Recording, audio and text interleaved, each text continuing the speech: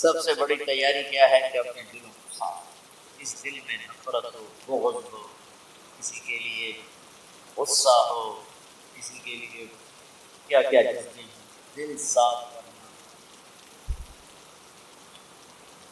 ہمارے گھروں میں روزانہ جھاڑو ہوتا ہے، یہاں مدرسے میں روزانہ صفائی ہوتی کہ نہیں ہوتی؟ کیونکہ دنیا کی اصل گندگی تو جھاڑو ہاتھ سے نہیں چھوٹ سکتا۔ حرم شریف میں دیکھا کیسے چاروں طرف خدام کر رہے ہوتے ہیں برش لے کر۔ ہمارے مولوی شاہد صاحب کی ایک دفعہ وہاں خدام میں جاگنے گئے، میں نے ان کے ہاتھ میں برش دیکھا،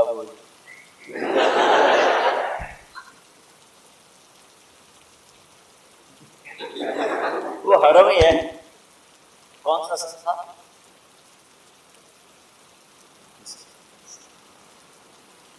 تو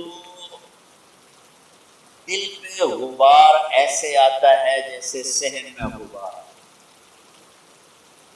دل پہ گندگی ایسے آتی ہے جیسے صحن میں آتی ہے۔ تو ہم نے نظام بنایا ہوا ہے، لوگ مقرر ہیں روزانہ جھاڑو۔ تمہارا دل ایک آنگن ہے، ایک صحن ہے، اس میں بغض، نفرت، حسد، پتہ نہیں کیا کیا گندگیاں آئیں گی اور آتی رہیں گی۔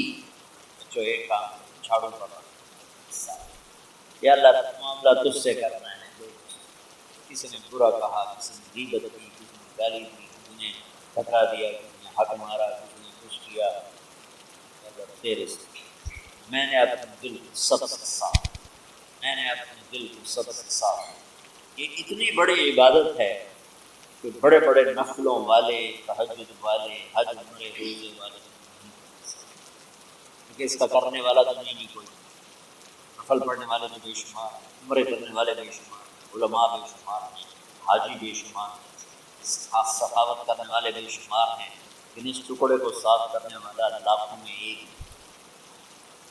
مشکل کام ہے۔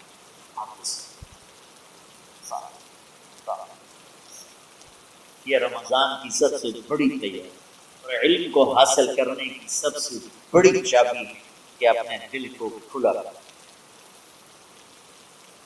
وہ چیز خالی ہوگی تو کچھ آئے۔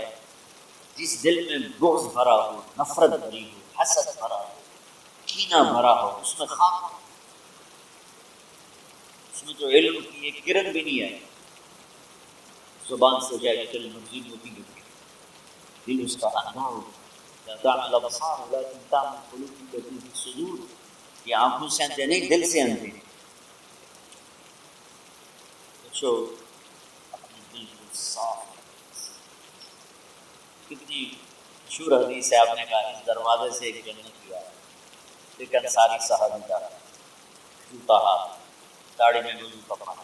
اگلے دن اس دروازے سے ایک جنت آیا، ایک صحابی آئے، ہاتھ میں جوتا، داڑھی میں وضو کا پانی، وہی صحابی۔ اگلے دن اس دروازے سے ایک جنت آیا تو وہی صحابی 3 دن جنت کی بشارت۔ اس صحابہ کی جماعت میں ایک شخص ہے جن کا نام ہے عبداللہ بن عمرو بن عاص۔ ان سے بڑا عبادت گزار صحابہ میں کوئی نہیں تھا، نہ سابقین میں، نہ متاخرین، نہ پہلوں میں، نہ بعد والوں۔ ان کی عبادت کیا تھی؟ ساری رات جاگنا، سارے دن کا روزہ، اور ایک ختم قرآن صبح سے۔ اللہ نے طاقت دی تھی۔ پھر وہ غلوب والی بات آتی، ایکسٹریم ہونے والی بات۔ ان کی شادی والی رات حجلہ عروسی میں داخل ہو رہے ہیں، دلہن کے کمرے میں داخل ہو رہے ہیں، اور مصلی بچھا کے اللہ اور تیر نفل۔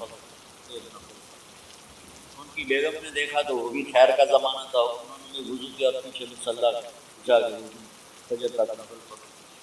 صبح ہوئی تو حضرت عمر بن عاص رضی اللہ عنہ نے پوچھا بیٹی کی رات کیسی گزری؟ کہا کہ ماشاء اللہ آپ کے بیٹے تو بڑے عبادت کی جا رہے، ساری رات نفلوں میں۔ تو وہ ان کو شکایت کر دی۔ حضرت عمر بن عاص کو اتنا غصہ چڑھا، بیٹے کو تو کچھ نہیں کہا، کتنی حکمت کی بات ہے، سیدھے گئے اللہ کے نبی کی، یا رسول اللہ، یہ عبداللہ کیسا نادان، اس کی شادی کی ساری رات نفل پڑھتا۔ تو آپ کہتے ہیں ماشاء اللہ کتنی بڑی بات ہے.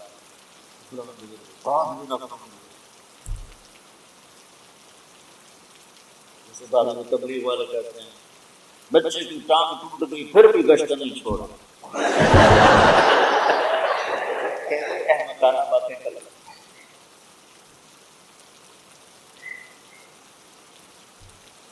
تو آپ نے حضرت عبداللہ بن عمر کو بلا کے ڈانٹا تو انہیں مہینے میں 3 دن روزے رکھنے بس تو نہیں رکھتے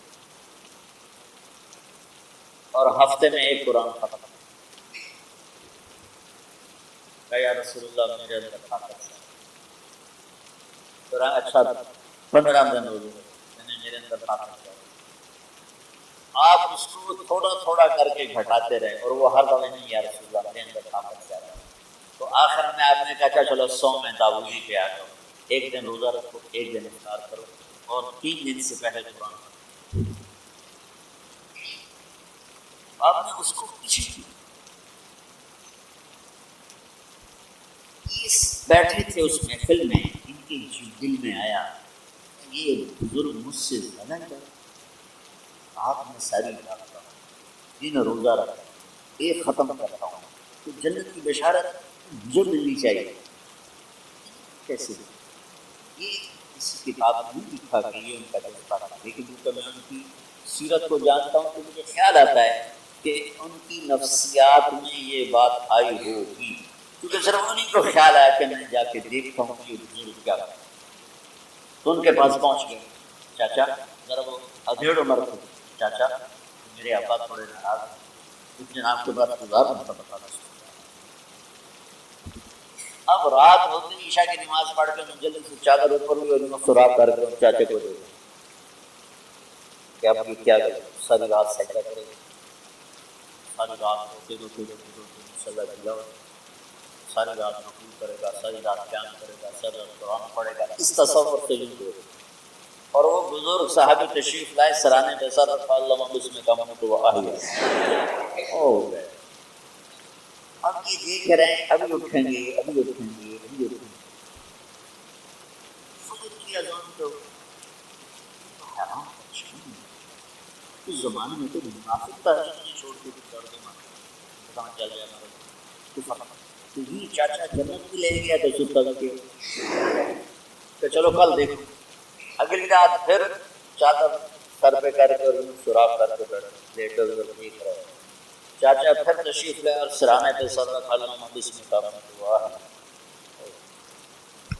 فجر کی اذان اور میرا نبی کا فرمان سچا ہے اس میں تو شک بھی کفر ہے. عمل کیا ہے جس پر اس کو جنت میں بشارت تو اور آج کے دور میں تو سے ماشاءاللہ اکثر بچے تہجد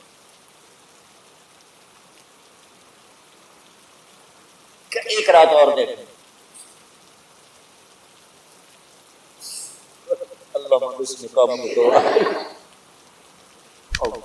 ساری رات تیسری رات پھٹ پڑے عبداللہ بن عمر کہنے کہ چاچا میری اللہ سے کوئی لڑائی نہیں 3 دن میں تیرے بارے میں سنتا رہا جنت میری میں آیا تھا کہ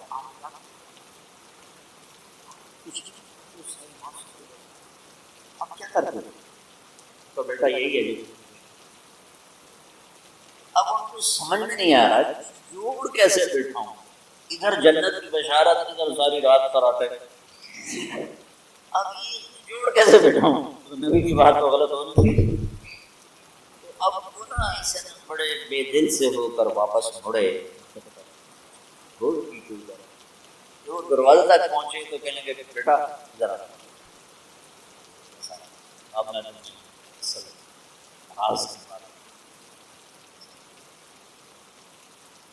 تو یہاں ہاتھ رکھا کا یہ جو دل ہے نا انسان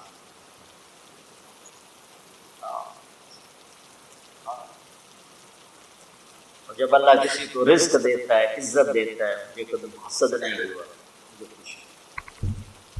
تو عبداللہ بن عمر نے کہا ہاں یہ بات نہیں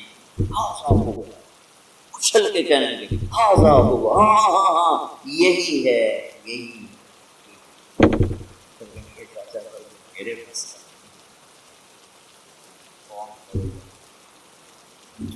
بڑے آدمی ہو کر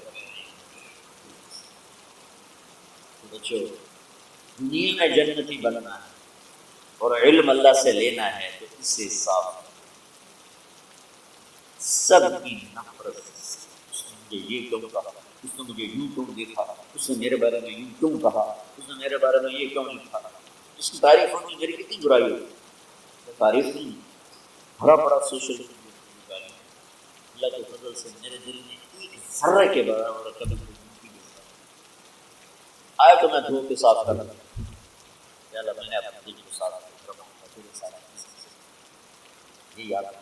رمضان کی سب سے بڑی تیاری علم کے حاصل کرنے کا سب سے بڑا ہتھیار آپ کو بڑا یہ نہیں کہ تمہیں کتابیں یاد ہو جائیں، تمہیں اشعار یاد ہو جائیں، میں کتابوں کا حافظ تھا جب میں نے پڑھا اور دیوانوں کا حافظ تھا اشعار کا، تو کچھ نہیں یاد رہا کیونکہ وہ پڑھائی والے راستے پر چلا، اللہ نے تبلیغ میں چلایا، پھر بیماریاں آ گئی، آ گئی، مطالعہ ہی ختم